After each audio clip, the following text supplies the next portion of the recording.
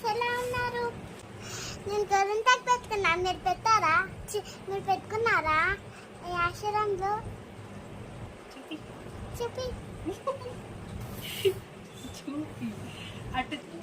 Hello, మీరు ఎట్లున్నారు? నా పేరు శ్రేయాని.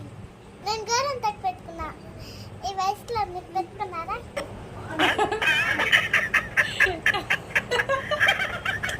హలో, మీరు ఎట్లున్నారు?